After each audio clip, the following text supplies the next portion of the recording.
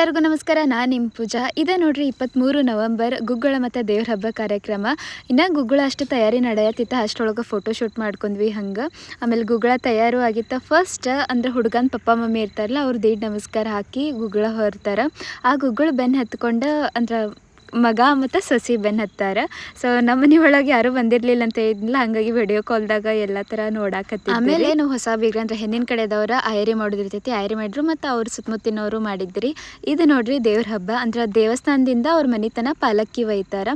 ಪಾಲಕ್ಕಿ ಒಯ್ಬೇಕಾದ್ರೆ ಮನೆಯವರು ಹೊರ್ತಾರೆ ಮತ್ತು ಅದೇನು ಸೇವೆ ಮಾಡ್ಕೋತಿರ್ತಾರಲ್ಲ ಅವರು ಹೊರ್ತಾರೆ. ಊರೆಲ್ಲ ಸುತ್ತಿ ಬಂದ ಪಲ್ಲಕ್ಕಿಗೆ ಮನೆ ಮುಂದೆ ಬಂದ ನಿವಾಳಿಸಿ ತೆಗಿತಾರ್ರಿ.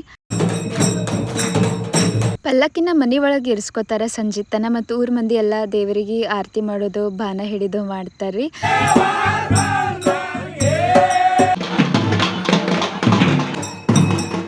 ಸಂಜಿಕ ಪಲ್ಲಕ್ಕಿ ದೇವಸ್ಥಾನಕ್ಕೆ ಕಳಿಸಿ ನಾವು ಮನೆಗೆ ಬಂದೀವ್ರಿ.